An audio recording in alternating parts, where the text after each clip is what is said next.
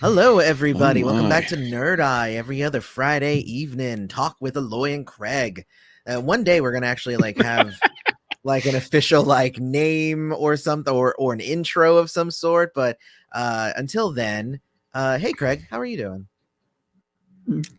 We don't need an intro. We don't need anything fancy schmancy about this. Like I've done the podcast thing where you have like the big intro and you have a theme song, all that stuff. I don't Don't think need we it. need a theme song, but an intro of some sort wouldn't suck. Hey, Yeah. it's kind of like it's kind of like the hi, I'm Wayne. With me as always is Garth. Like if he doesn't say that, it seems Party on weird. Wayne.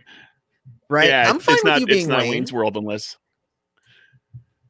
I am, as always, your most excellent host, Wayne Campbell. Yeah. With me and, as always is Garth. It's and just like that's just how it with, works. with me always as always is Garth. Party on Wayne, Exactly. party on Garth. All right. Exactly. If they don't do that, it's like it's just not Wayne's World. So what is our No, topic it's tonight, not. sir?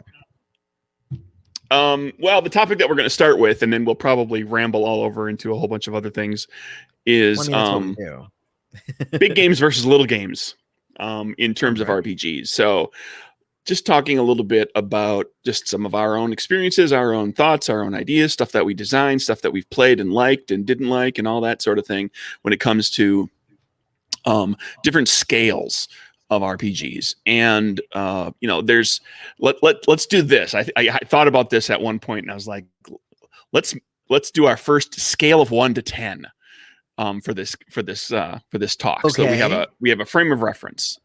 Um, for the purposes of our discussion today, a 1 is like something that's like Honey Heist, like a 1 page, really small. You have a couple of stats. It's just like a very simple game, maybe only fits on a couple of pages. And then 10 is like super robust, really detailed, long rules chapter, lots of character options, multiple supplements, big, heavy duty game.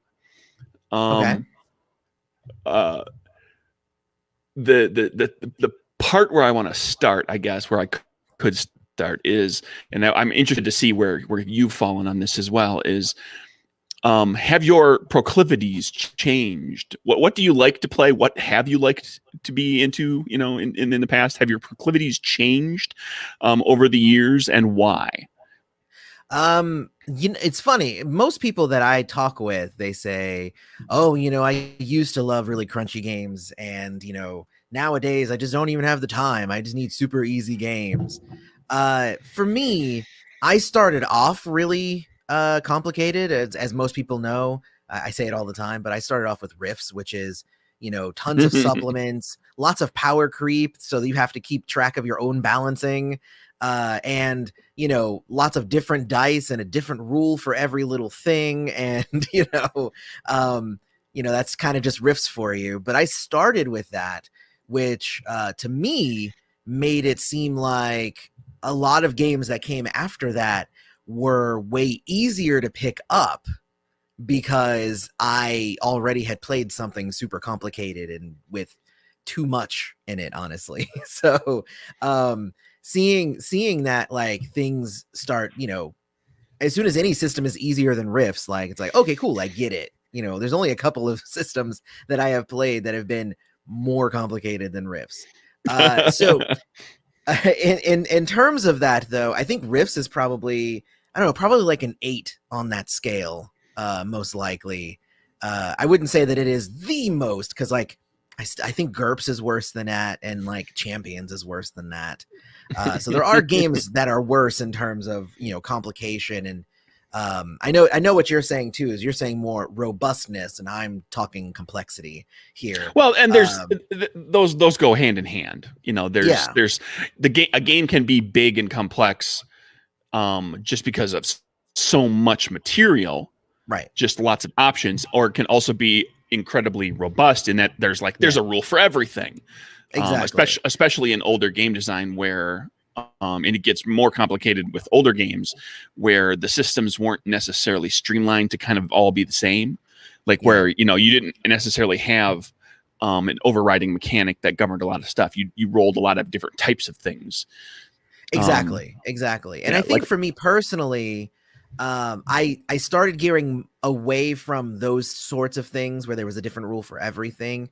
But when you get too easy, I feel like when you lose complexity in the game, then you lose I guess sustainability, because there's a thing when it comes to like super easy games, or quote unquote less robust games, whatever, simpler mechanics and whatnot.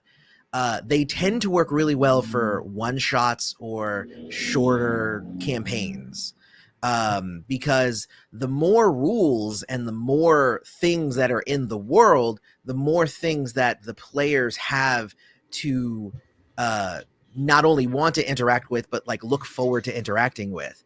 So it's kind of like, when people are playing my game, they're like, oh man, like I'm starting off as as this kind of thing, but I can't wait till I have enough XP so that I can get that thing and I can get this thing and I can get that thing, and like the combination of all these things is going to be amazing, but I have to work towards it.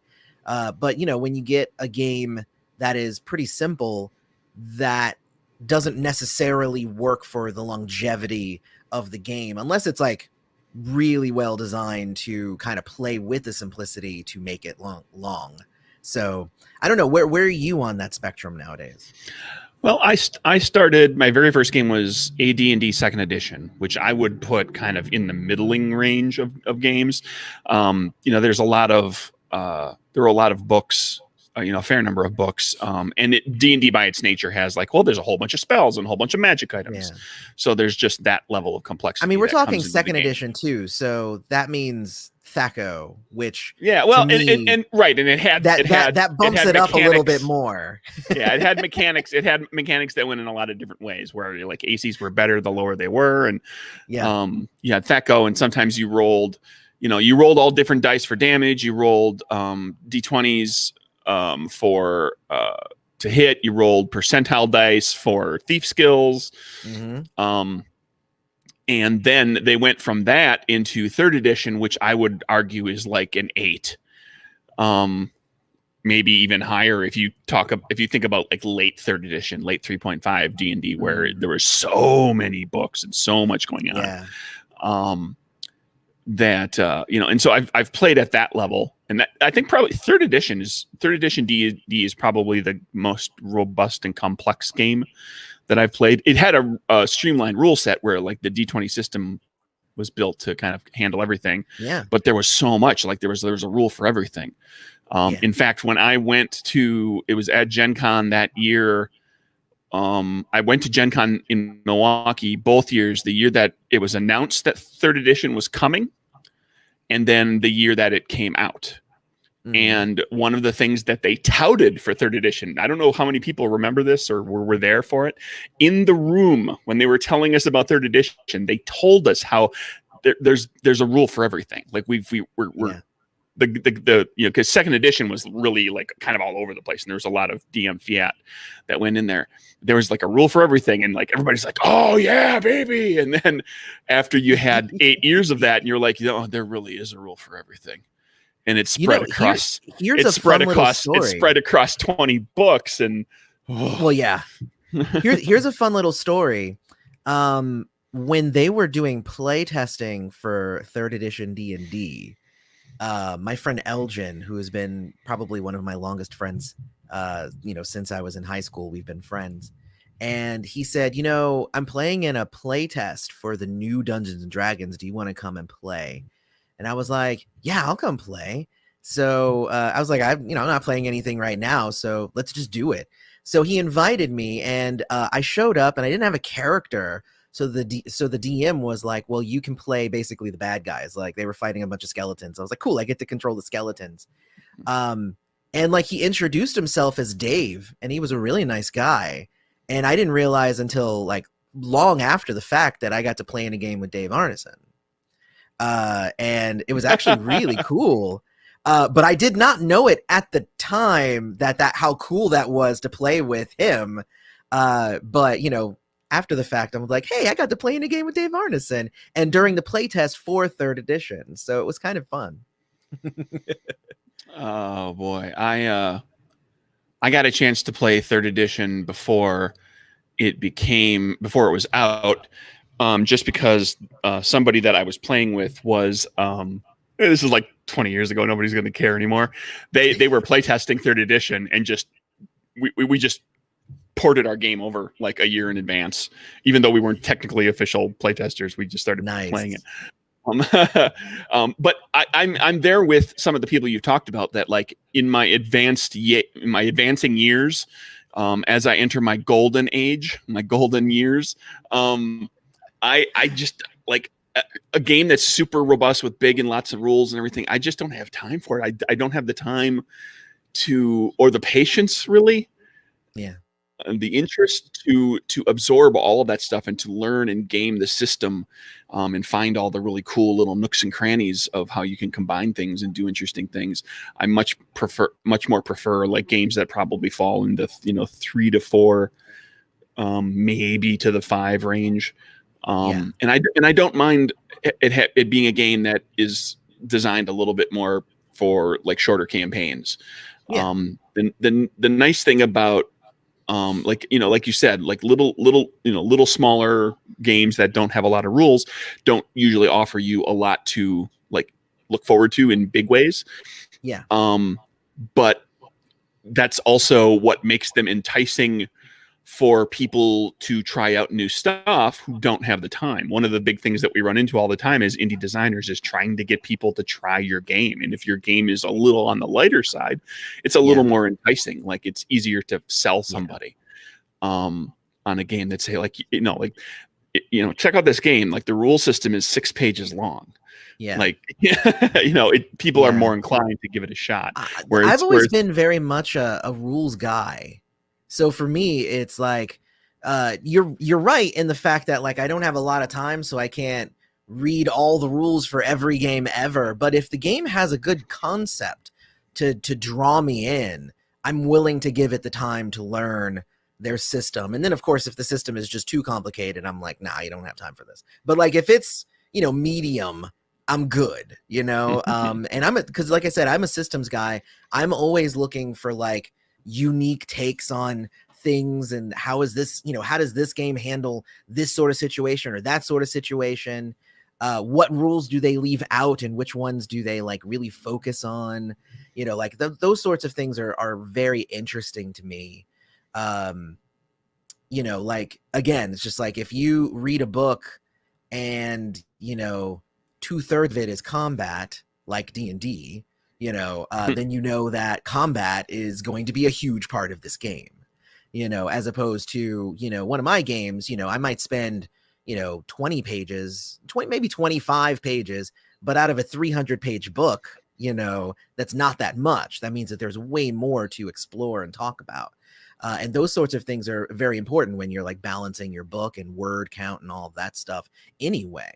So like from a designer standpoint, like I always like to approach everything from the designer standpoint. Like, what did they do differently? And why is this game unique? And also, what are they focusing on in the book? So I like that sort of thing,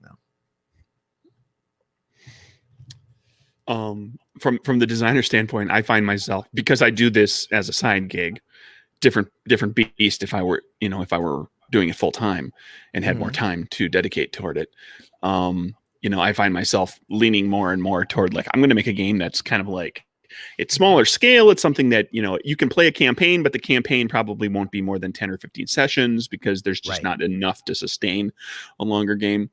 But that also makes it more manageable for me to be able to actually put the game together in a reasonable amount of time and, design it, develop a system, play test it, iterate this, iterate that, build out the lore and the story and what the game is about, and actually put something out there.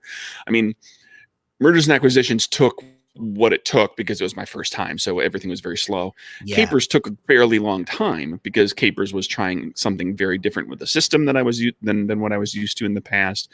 And I wouldn't call it a super robust game, but it's robust enough. It's the most robust of my games, especially given that it has supplements and a lot of additional character options and things. But then everything since then has been like, here's a 100-page book that's like, pretty tight. Exactly. And also, speaking, we did talk, we mentioned play tests. I kind of want to tell another story. and I'm not trying to throw anybody under the bus because this is a long, this is it's been a while, and they already came out with a second edition of the game. Um, but Geist, so Geist, the Sin Eaters was a game that I got to play test because my friend Chris was one of the writers on the game. That was a, it's a property of I think at the time it was White Wolf, but now it's Onyx Path, Right. all that stuff. But I remember at the time, so we got to make these characters, and I was like, well, I wanted my character. The whole conceit of the Geist is that you're somebody who just died, but you made a deal with a ghost to essentially keep you alive. And I was like, that's cool. So I was like, I'm going to be like a race car driver, but I died in like a fiery wreck. So like my death was like fire themed. And I remember I went to the fire powers because, whatever theme you pick, like you get stuff related to that. And I remember I was like, level 1 was cool. Like you get to create a little bit of whatever your element is. And I was like, and level 2 is you get to create like a little like golem thing, like a little fire spirit or something like that. And then like level 3 was like really amazing, something else really amazing. And I remember my playtest stuff was like, I made a concept that like having a little fire person means nothing to me. Like, like it seems it's interesting, but that almost seems like that should be a separate thing than having to be like a power that you have to get in order to get the even cooler power that's after it. Because I basically would have to spend points in it, and then I would just get nothing out of it. And then we sent that feedback in, and we never heard anything. Just never. Just not even about any of the other notes, but specifically about that one. That was the one that annoyed me. And then of course the book comes out, and it still has perception checks and stuff, and it's just like they had already gotten rid of perception checks by that time. It was just like, so there was a lot of stuff wrong with that book, but a lot of it was that they sent the files out, asked for feedback, but then implemented none of it. So that's why I was very happy to write on second edition, because I was very happy to be like, okay, cool, so if you can make a fire golem, it's like, it's optional, right? Like it's fire golem or something else. And they're like, yes. And I was like, cool. All right. So I'm good with it. As long as I was like, it gets my stamp of approval. Second edition's pretty good, actually. That's why Aloy got into freelancing, is just to go in there to fix the things that he didn't like in first editions of games when he gets a chance to write for the second edition. I have to put my stamp on things. It's just I have to do it. Like that was actually a really cool thing when I wrote for Firefly. I remember that I asked the developer, I said, how far can we go with these character concepts? And they were like, I mean, go as far as you want, and then we'll have Fox approve it. Like, it's like it has to be approved anyway. So I wrote up Zoe's brother as like a medic, and had him like run his own like medic crew and all that stuff, and it was really fun. And then when it came back from Fox, it was her cousin, and I was like, you know what, close enough, I'm fine. Like I'm fine, but you know what, if they approved it, that means it's canon. That means that like Zoe has a cousin, and this is his name, and Aloy wrote him up, and it's awesome. And I thought that was really cool. Anyway, I like to do things like that whenever I freelance. I like to make my mark. I got the chance to do that with Baba Yaga's Dancing Hut for D&D. Oh, really? The hut has gone through a bunch of different iterations. It's been there since the very early stages, early editions of the game, and then it's been treated in various books, and it's made its way into the magazines at different times. And there was a version of the hut that was put in. It was in Dragon magazine at the time, because Dungeon didn't exist yet. Okay. From I want to say it's like early to mid 80s. It's AD&D first edition.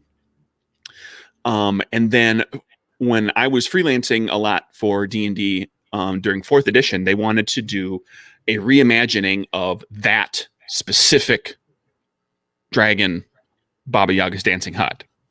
Okay. And so I went to that and dug through that, and it basically became like, well, here's we're gonna transmute from first edition AD&D to fourth edition D&D, and see like some stuff will get kept, some stuff will get tweaked around. And we'll find ways to expand and do interesting things. Like in fourth edition D&D, Baba Yaga was no longer quite the hag that she was. She had ascended to become an archfey. She was part of like warlocks could take her as a patron. Oh, that's cool. And so I imagine that meant that she didn't spend a lot of time in the hut anymore because she was out doing archfey stuff. And so she had a simulacrum of herself that was running the show in the hut. And there was a partnered like a partner piece that somebody else did that was about Baba Yaga that was like got into the archfey side of things. But in my version of the hut, she's a simulacrum. Oh, by the way, if you're going to play the fourth edition Baba Yaga's Dancing Hut, you're not going to run into Baba Yaga. Spoilers. And then, but one of couple of the most interesting things that I dealt with was in that earlier version of the hut, Baba Yaga had two adopted daughters. And you might know the lore behind this. There's Natasha the Dark and Elena the Fair. Okay. Natasha the Dark eventually becomes Igwilf, who is like this super witch. She's like super nasty and like a major kind of character that bounces around the different planes, and she shows up in different is referenced in different products throughout the years. Okay. So I had to figure out I was like, I don't want to not have Natasha in the hut. Because she was, like having those two daughters in the hut was really interesting. So the idea that I hit on was that Elena came to like Natasha left the hut and eventually became Igwilf. She's gone. And Elena, and because Baba Yaga left, Elena fell into despair. Like she had lost her mother effectively and her sister effectively, and had started to kind of like imagine and hallucinate.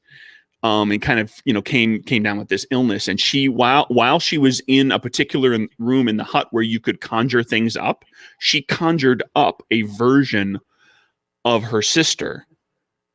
That's like a mirror version of her sister that now lives in the hut, can't leave the hut, wants desperately to leave the hut, but cannot. And blames Elena for this. And therefore treats Elena terribly, which is what Elena wanted from her sister because Natasha was terrible to Elena. So Elena created her tormentor again because that was the life she knew and what she felt comfortable with. Wow. And so like that went into a magazine and it got approved. And I don't know what they would do with it if they ever took the hut to fifth edition and dealt with those characters again.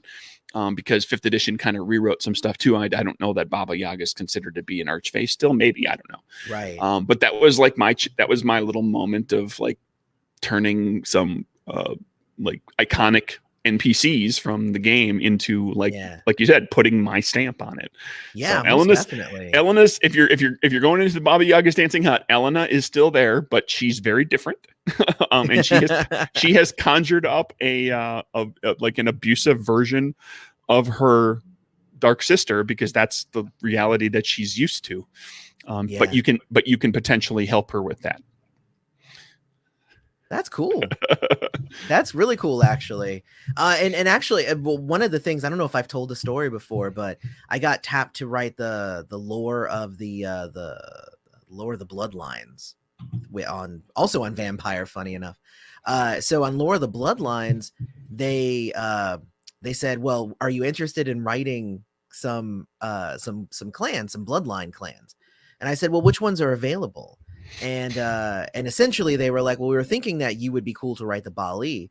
And I was just like, yeah, well then, yes, I will definitely take the assignment because if anybody has ever played Vampire, the Bali are like the most hated of all of the clans. Right.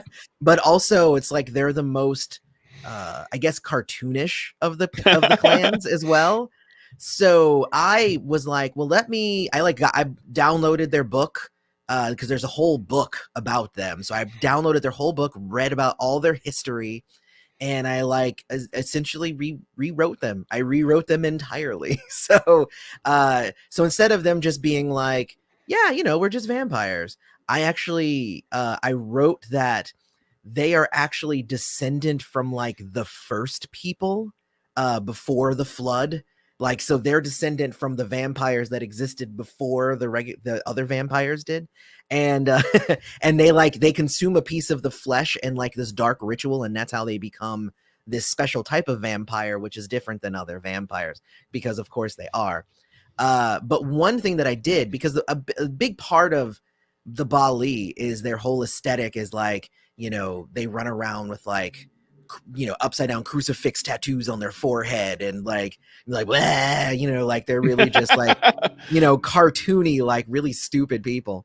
So I had decided to write them up as that they were more like Indiana Jones. I wrote them up as they're literally going from like dig site to dig site, trying to find ancient relics. And, their goal is obviously to use these ancient demonic relics to bring about the end of the world. But their life as it is more akin to Indiana Jones. It's high adventure and, not setting off traps and like, espionage and stuff like that. But what they do is so that they can keep the facade up so people don't bother them while they're doing their job. They will find young vampires and induct them into the clan and then say like, oh yeah, you should totally shave your head and go in there and run and like yell, Satan is king. Totally go do that. Go do all of that so that they hate you, because that's what we really want. And then essentially we ended up calling them Nurgles, because Nurgle was like the younger brother of the stronger god that they're from, which is fun. So I ended up just calling them Nurgles. And it's just like a Nurgle is what everybody thinks the Bali are, but really they're treasure hunters. And it was fun reading the reviews because it's a different take on them. And I would say the reviews were largely positive. There were a few people who were like, I kind of miss like the cackling demonic vampire, but like I guess this is cool, so, but It's it was fun. okay.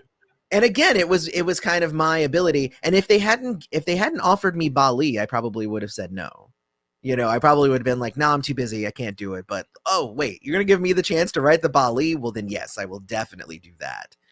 The other one that I wrote was the Nagaraha, and I gave them a cool gift that they could do, because their whole thing is that they have to eat flesh. They don't drink blood, they eat flesh. So I gave them a gift that I thought was really clever, and I hope everybody who plays a Nagaraha picks it. And I called it Wolverine's Appetite or Wolverine's Stomach or something like that, because I was doing some research and I found out that Wolverines don't chew. They or they don't eat meat off the bone. They just eat the bone. Like if they bite you, they're just taking it all and they're digesting it all. And like I was like, whoa, that's really kind of crazy. So that's why I was like, so if you're eating flesh, it just makes it so you can just go and you can bite the bone and you can just bite it all, and then you're done without having to leave a body as a Nagaraha, because that's a big part of their, they eat a flesh and then they leave like skeletons everywhere. It's dumb. Anyway. If I ever got the chance, I would love to revisit the Samish. Oh yeah, because my horror movie gorehound side would love to make them even more like vile and disgusting and body horror oriented. Yeah, I like the Zamisi. I like them actually. I like them a lot. But the interesting thing about the Zamisi is I enjoyed old clan Zamisi because the body horror stuff is cool in modern day. But in the old clan, like in the what is it, Dark Ages book, sure, the Zamisi, they're like, they're from like Romania and whatnot, and they have like their magic, their blood magic is all like hospitality based, which I loved. I loved that their magic was about like making people comfortable and like creating feasts for people and stuff. I was just like, yes. I was like, every time I could play as Zamisi like in modern day, I'd be like, can my character know some of the Dark Age magic that their clan knew? And usually the people would say yes, because the powers were so like non-threatening, but they were just so interesting. And just like they were full of flavor for a character, you know what I mean? Yeah. And I played Zamish, whatever you call them, in both eras. I played the Dark Ages one more. That was like the first time I ever played like a really evil, like dark, nasty character who was like, he had, I wrote like essays in his voice. Like I wrote like his worldview of, you know, how it was kind of the, you know, like the divine, his variation of the divine order of being, like, you know, where different people and gods and vampires and everybody else fall on the chain of what's better than what, you know, like, and of course placing the clan at the top. Yeah, it was like, it was weird and dark. I surprised myself. I was in college and I was like, whoa. Yeah, I think Dark Ages was probably some of the best vampire stuff, to be quite honest. It just works better in that era than it does in, you know, in modern day. It's like there's obvious like logic holes that people have to kind of look past, but like in the old days, it's just like whatever. You know, it's like, yeah, monsters exist. Yeah, we know. Trust us. Yeah. And I dig some of the stuff that's in the Dark Age stuff, the Dark Ages portion, kind of just from the lore of the vampires over the years. I think the Tremere are more interesting as an upstart clan who have just come into their magic. Yeah. Than they are as being like a modern day clan that's been around for 1,000 years and has kind of solidified their foothold. I would agree with that. Well, and honestly, speaking about games that are, you know, big and robust and stuff, like, you know, we've spent a little bit of time talking about World of Darkness now. So World of Darkness, the original World of Darkness was definitely that. And it even got to the point that they were like, you know what, this game has gotten too big. So we're going to end it.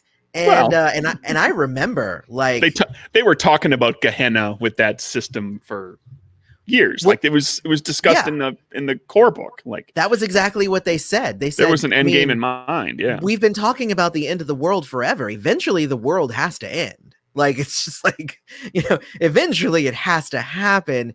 Also, by that time, they were also releasing like, I think that they had like scraped the bottom of the barrel in terms of ideas. Like they were releasing like, here's a book on havens.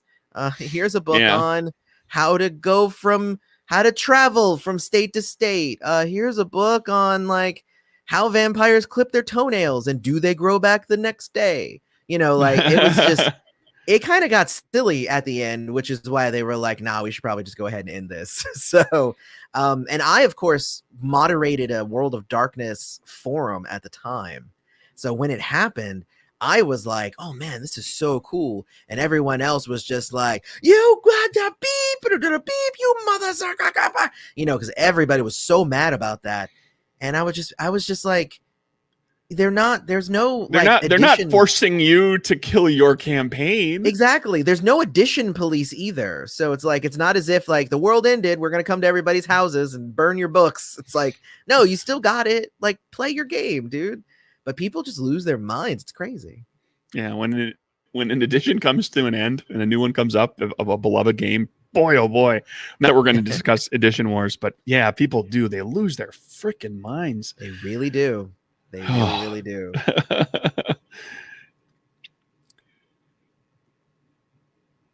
What else? You were watching Batman. Yes, I was watching Batman right before this. The 1989 Tim Burton. Yeah. Just out of the blue, my wife's like, "Can we watch Batman?" And I'm like, "Yeah, I'll watch Batman. Why not?" It's interesting. The Tim Burton, who is on the record as having said, "I've never read a Batman comic in my life." Tim Burton, that guy. And you can tell because Batman kills a lot of people in this comic or in that movie. He killed so many people. And I'm like, Batman doesn't kill people. No, honestly, I thought there are iterations really, really of Batman who do. Well, yeah. No, I thought it was good, though. The biggest part for me, though, was when the Batwing crashes and it was an obvious model. That was the part that it was like a little like toy Batwing coming and there was like, you could tell the cars were toys and stuff like that. And I was just like, okay, like I feel like they might have been able to spend a little bit more of the budget on that particular shot. But yeah, but it was 1989. What were they going to do? Like it's hard to compare that. Okay, compare 1989 Batman Batwing crashing to Dark Knight armored transport carrier flipping nose over, tail over nose in a chicken fight on the streets of Gotham. With just the difference in the level of technology that's available to make that look super realistic and yeah, wild. I mean, I get it. Yeah. What they did for a lot of the rest of the movie, when technology failed them, is they had art. Like I noticed, like the when the Joker falls from the building at the end. Spoiler alert. Sorry, everybody who hasn't watched this movie from 1989. Yeah, the 31-year-old movie. Exactly. But when he falls, like it's him for a second, and then it turns into a drawing of him falling, an animated drawing. And even at the beginning, where Batman is first making his first entrance, and you see him on the rooftop, and it's like him casting the shadow. It's like he and the shadow are drawn. Like, so it was interesting seeing it. Of course, it's been a few years since I watched it, but it's cool to see how they kind of got around some of the technological things, and they were able to see some of these really cool shots that they couldn't technically do with the actors, but they found a way to have these really great establishing shots and these really iconic shots. One of the things there's only like a handful of movies I haven't. Okay, let me say this: I haven't seen a lot of movies in the theater. I'm just not a person that goes to the theater a lot, but I've seen quite a few, and some of the big geeky ones, right? Like the real big geeky stuff is what I've gone to, and there are specific moments in certain movies that, like, of having seen them in the theater with the crowd experience, that stick with me. And I think Batman 1989. So I was a senior in high school, junior or senior in high school, depending on when it came out. And there's a clear memory that I have of when the Batwing flies up and hits the moon. Yes. And just centers briefly in the moon, and it looks like the bat signal, where the theater lost its mind. Everybody was like, whoa! And that seems so quaint now, but like that was like legitimate, like, wow moment, like at the time. And it has stuck with me. It's like something that I still remember from the theater, where everybody kind of went, whoa, that is so cool. I actually did a video for this on one of my other channels, my channel, The Turnout, where I talk about movies and stuff. But I went to go see Spice World in the theater because at the time, I'm actually a fan of the Spice Girls. I think their music is actually pretty good as far as pop goes. And when I learned that they actually wrote and like did everything themselves, like they didn't play a lot of the instruments, but they wrote their songs, and like they were part of the they were like, they like co-produced most of their songs and everything. I was like, that's cool, because then that you always think of those kind of girl groups and stuff as being like just like manufactured, and yes, they kind of were, but also they took ownership of that and like moved forward and became creative beings in their own right, which I really kind of dig that. But anyway, when I went to see it in the theater, there's a scene in the movie where, so in the movie, Meatloaf is their bus driver. Meatloaf plays their bus driver. Yeah, and there's a scene I've seen it a long time ago, but I've seen it. I'm mostly setting that up for everybody else. Yeah. But there's a scene where he drops them off in the middle of the woods because the toilets are all backed up, and the tour manager is just like, well, why don't you just fix it then? And he goes, you know what? I love those girls, and I do anything for them, but I won't do that. And and me and my friend John, who went to go see it with me because I was too embarrassed to go see it by myself, me and him just start busting out laughing in the middle of the theater. And I would say 80 to 90 7 to 10-year-old girls all turned and stared at us at the same time. and just glared at us like, what the hell are you laughing at? That wasn't funny at all.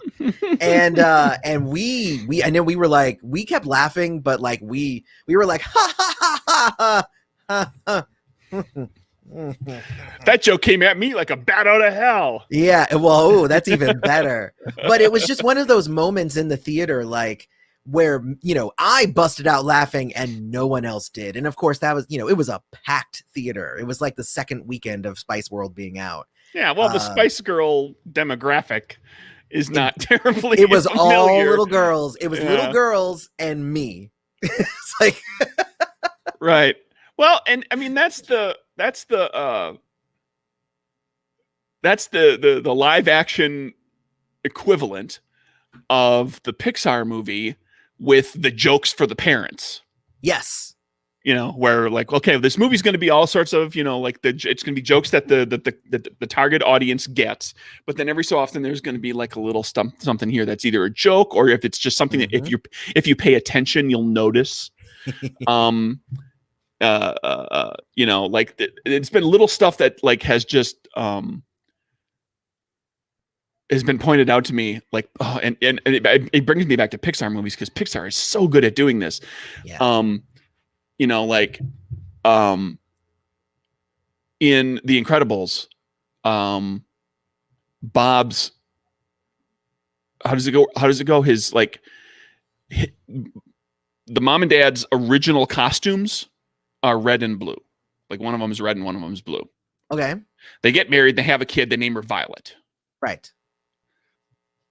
Oh, I didn't even catch that. That's they named her a color based on the combining of their two super suit colors. Oh, that's interesting. Like, and it's just all those little things that are like, oh, that's just so spectacular. Like, when like Andy's name on the bottom of Buzz's, or at the bottom of Woody's boot. Yes. Changes from movie to movie because it wears. Yeah. Because he's a toy that shouldn't be walking around, but he walks around, so it wears. So it changes every so often. Yeah, I love just all sorts of little that great you have little to things. Watch really close to really you know, take stock of and really appreciate. I love that sort of thing. When Woody gets stitched up, when he tears his seam and he gets stitched up, that seam is stitched with a different string, and it's different in every movie. Like it stays like that's, nobody ever fixed him after that moment. Oh, so he has that bit of different stitching that you don't notice unless there's close-ups or if you're on the big screen. Oh wow! Like, I will definitely have to go check that out because I don't think I remember that. It's all sorts of just Pixar movies are so great for that stuff. Well, in general they are. I enjoy any kind of movie where, you know, there's running gags or things that you have to like watch really closely in order to like really get. Like I appreciate those sorts of things.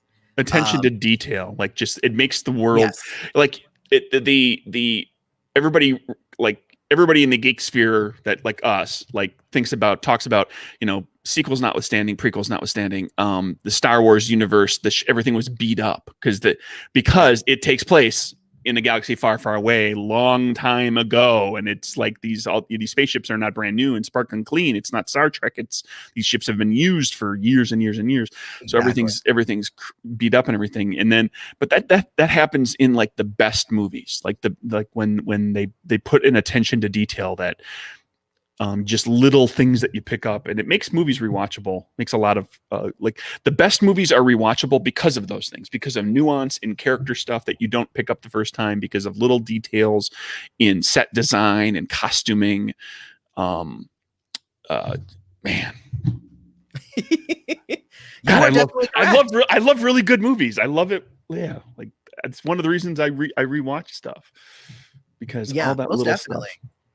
Most definitely. And that is the reason to rewatch stuff.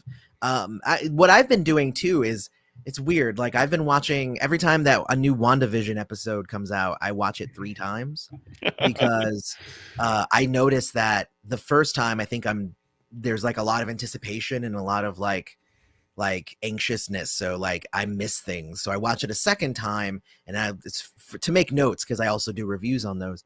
And then I watch it a third time with my wife, and I still always pick up something else on the third view. I've So, become a pause, rewind, play again, and pause fiend. When oh, there's whenever there's detailed stuff on the screen, like literally watching today when Wanda goes to the refrigerator, she opens the fridge and there's a bunch of stuff on the top shelf, and that camera hangs for a moment, and of course it's there's a like Westview branded almond milk. yes. Like they're making a statement. It's like, oh, this is another thing that like that they're playing with. But if you look, I was like, okay, well, I have to see like what else is in there. So I Mhm. stop and I go back, and most of what's in there, there's like there's like Sanka, there's like some stuff that's in there, but there's one. What did it say? It wasn't at first. I thought it said Groot juice, but it's not. It's like Groot fresh. It's like Wow. the bottle looks like it's like apple juice or something, and it says like it's really small, but it says Groot fresh Wow. or some. I think it's fresh. It's Groot something. That's cool. But yeah, just like little all the and I have to pick up on that kind of stuff because the Easter eggs that harken to the comics, Mhm. and the depth of story and different iterations of the characters from the comics, I'm not up on because I didn't really read the comics. So in like when a like without giving anything away, like during the run of WandaVision, they'll introduce a character, and I'll be like, Yeah, okay, well, I got to look that person up because clearly that's going to be somebody from the Marvel canon that we haven't seen before, or that I perhaps just don't remember, who was exactly. like mentioned in a movie, or we saw in one scene, and I've just Yeah. forgotten them. I always I'm have to go lucky back to that because stuff. I hang out with people who are obsessed with that stuff. So if I don't know something, they will tell me. So but I'm one of those weird people who I really really try hard to stay up to date with most of like geek culture, but I don't necessarily have the time to throw myself into all of it. So like I usually try to read like I'll read like the wikis of things, and I'll be like, what was the latest huge storyline that happened in the comics? Like I'll read the synopsis of it so I understand the concepts behind it. Like I remember like I read all of the first Civil War like comics, and then when Civil War 2 came out, I was like, I ain't got time. Comics got too expensive, but I like went and I read, the synopsis, and I'm like, oh wow, that sounds like a really cool storyline. I eventually was able to read it because like, what was it? The Marvel comic like app like made all of the Civil War 2 comics free for like a month. So I was like, yoink. I went and downloaded all of them and read it because I was excited to read it. And I already knew kind of what happened. But I always tell people that like, it doesn't matter if you know what happens. It's how it happens is the most important thing. Well, It's, a lot of movies you do know what's going to happen. yeah. I get Well, into these discussions with people all the time. It's like things that people don't like in movies. Like, well, I knew I knew how it was gonna end. Well, yeah, everybody knew how it was gonna end. It was a question of how you got there. That was the point of the movie. yeah, That it was following the story. Like, I exactly. can't stand that there's like, this movie was full of coincidences. I was like, they have to be full of coincidences because if everything happened the way things happen in real life, there'd be no story because it Nothing would would be happen. boring. I Absolutely nothing would happen I bust that because out. real life is boring. Yes. Well, here's the deal.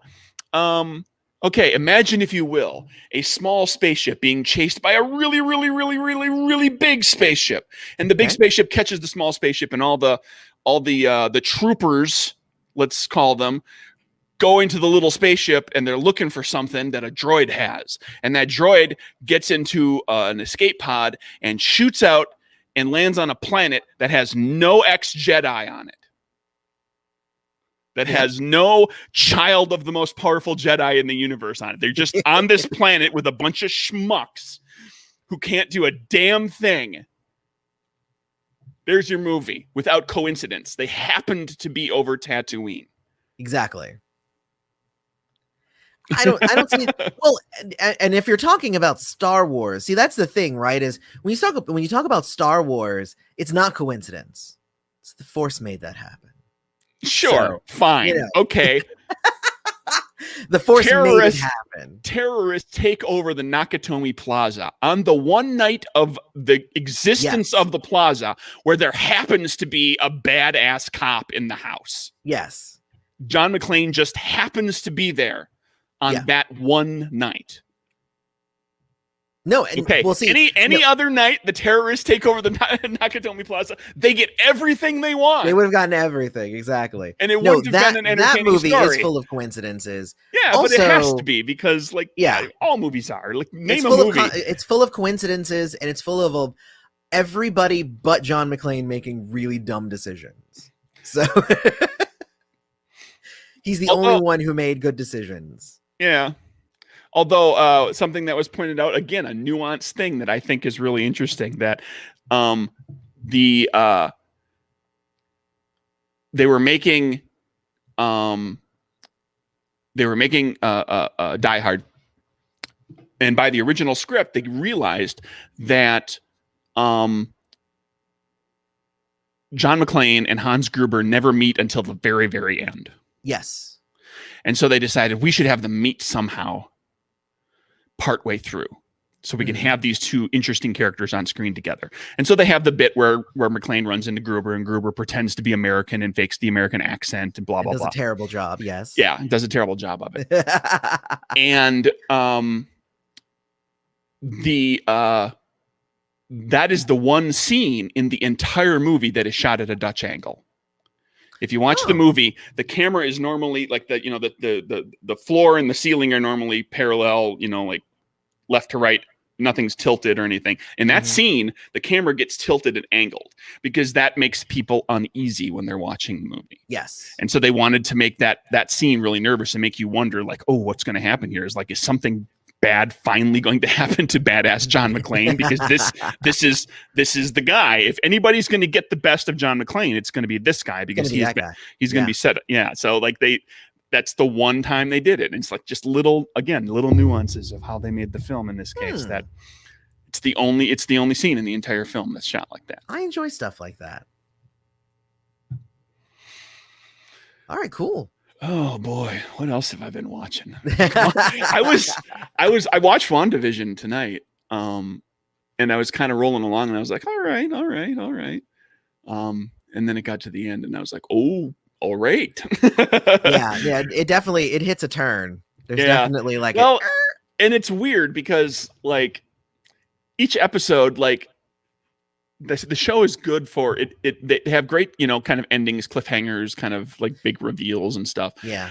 But every episode is so different, which is what been making it really interesting to watch. Not only in terms of like the different era of sitcom that they're in, but then like what they do with the story in that moment. Like there's like how things get more and more out of whack from during the first course of the first like 3 episodes, and then all of a sudden we're thrust into a whole different place in later ones, and we start meeting other characters and all sorts of other things are going on, and they do a really good job of I feel like this latest episode making every episode very interesting and unique and kind of unto itself. Like there's very interesting things going on in how they structure that episode. I think this latest episode is the first one that felt simpler in its approach. It did. Because like a lot of the other ones are like, it's a lot of jumping back and forth, and there's like a bunch of different mysteries and storylines and stuff all kind of going on. And like this one, it's just like Monica's trying to get back in, Vision's trying to get back, the boys hang out with Agnes. Like that's the storyline. Right, and Wanda is like, bah. And Wanda's like, bah. And like, so it didn't necessarily go in a million different directions in this particular episode like it has previous episodes. No, every character, each of the main characters like had one thing to do through the entire run of the episode, and then boom. Yeah, but I enjoyed that. Yeah. But what it did though is it made it seem like it's like most of the episodes leading up to this have, like, when it ended, I'm like, that was a satisfying ending. But for this one, because not that much happened, at the end of it, I was like, wait, that's it? Like I was like, wait, there's not more. But I hadn't actually felt that for any of the rest of the episodes. I felt very satisfied at the end of every episode. And yes, there's cliffhangers and stuff, but I mean, like, it felt like it was the necessary length of an episode with those other episodes. I'm of the mind that this was the Kaiser Soze episode. Well, yeah. This was the reveal that's going to make you rethink a whole bunch of scenes in a whole bunch of previous episodes. Yes. That people are going to. Did. I guarantee you today, right now, as we speak, people are going back and watching the previous episodes, trying to find those clues, like you did when you watched The Usual Suspects for the second and third time, when you were looking for all the little things that would make you realize what was actually going on. Yeah. And then you discovered that movie actually has some ridiculous kind of writing going on in it, but it pays off for a great story. Seems like that movie's just full of coincidences. The twist is that's part of it, but there's also just there's weird stuff too. Great bit of trivia about that movie that I discovered. Okay, everybody, spoilers for a movie that's 25 years old or whatever. Benicio del Toro, his character in that movie with the weird accent and how he talks. Like everybody knows the story, or a lot of people know the story of when they were shooting the lineup scene, how they shot and they had, they were like there all day, and by the time they got to the end, they were all getting loopy. And so when Benicio gives that reading of the line where he goes, put out your gun, motherfucker, and everybody starts laughing at him. That's the actors laughing at Benicio because they were so loopy and he was doing weird stuff. But great bit of trivia about Benicio del Toro as an actor who made a choice. He realized that, okay, spoiler everybody, his character dies a third of the way through the movie. So like he's just there to prove that, like, oh, things go bad, right? Like his character's just like he's in the lineup, he's in an action sequence, and then he gets killed. Yeah. And so he chose to do that accent and those weird deliveries of lines to be memorable, so that Hollywood would notice him, so that people would remember him, because otherwise he's just the guy who gets killed a third of the way through the movie. I don't know. He's got that face. It helps. It helps. It's really hard to forget that face. It does help to get to, but at the time, and that's looking at it with 25 years of experience with Benicio del Toro. At the time, keep in mind, everybody in that movie is a nobody. Yeah. Like the guy who plays the FBI agent is the biggest star at the time. He's a well-known and well-regarded character actor at that time. And apparently he's really well-known now because he's the guy who played the FBI agent. Yeah. I mean, Kevin Spacey is nobody in the mid 90s. Yeah. Like he hasn't broken yet. This movie is what breaks him. Right. So, and like it's one, we've got like the third tier Baldwin, Oh yeah. Like, isn't that Billy Baldwin? Stephen Baldwin. And it's like it's not the movie's not filled with stars. Yeah. I mean, hell, Pete Postlethwaite, who plays, what's his name?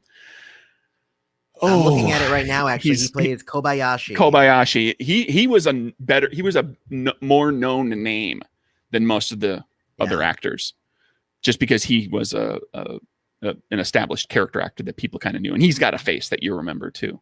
Yeah. Oh, hey, Giancarlo Esposito was in that movie. I find him in movies all the time. I'm like, Giancarlo Esposito was in that movie. Dude, look at that guy's IMDb sometime. I will have to. It's wild. It's wild how much stuff he's been in, and playing iconic characters. Yeah. Like characters that you should remember, but he changes how he looks, and he was never quite the big enough star that you really remembered him. It took until Breaking Bad before everybody kind of came to know him. True. Just because of 185 credits. Yeah, the dude has been in so ridiculous. Much. He's the sneaker guy in Do the Right Thing. Yeah. Like I recently watched that actually. Yes, I did notice him in that. Young as hell. Wow. Wow. You All just right, got my well. brand new Air Jordans. Yeah. We are up to we hit our time. So I guess we're done. I guess so. Go watch Giancarlo Esposito movies. I'm gonna have to now. He's I'm in actually a looking lot at his of IMDb really good now. movies. It's long. It's very, very long. That's what I should do, is I should have a YouTube channel devoted to Giancarlo Esposito, and I will just start at his first movie and just review every movie he's been in. That will give me 185 videos I there. have thought about doing that with a star who has Yeah. had a very, like, pick a movie star that has had a very storied career, Exactly. and literally do that. Start with the first movie and just work your way through all of them. I think I will do that. I'm gonna write that down actually right now so that I don't forget to do that.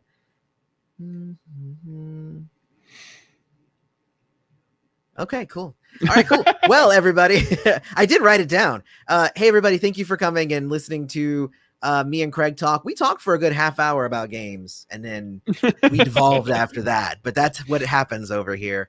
But definitely check us out. We'll be back in 2 weeks, me and Craig. But Craig will also be back next time. What are you guys talking about in the indie game design talk next Friday? We're talking about portraying NPCs and getting players to role play, kind of the role playing side of RPGs. And then we're also talking about representation in game design. And then something else to be decided. Do you have a guest? Pam Punzalan. I'm not sure if I'm pronouncing that right, but she's from the Philippines. And is like, there's the, what you think, it's referred to as RPGC, as in RPG SEA, which is like the Southeast SEA, Southeast Asia. There's like this cadre of RPG designers that have kind of banded together, and they're getting more and more noticed, and they're doing some really interesting things. So Pam is kind of a lead force in that, and so we'll have Pam very on. cool. Pam also won the the IGDN. The IGDN. I think I was saying it wrong for a second there. She won the IGDN scholarship this year, or last year, and I actually got to speak with her about that, because I put my hat in, so that, if I was a prize, anybody who won could talk to me about whatever they wanted to in the industry, and I could give them some guidance and mentorship. And Pam's a real deal. I like her a lot. She's very cool. And I got to actually talk with her about her game and everything. So she's going to be a great guest. She's very she's animated, which is great. Looking forward to it. All right, guys. We will say so come back for that. Come back on Saturday, which is I guess tomorrow, for Craig's game, and we'll see you guys on the next video. Bye, everybody.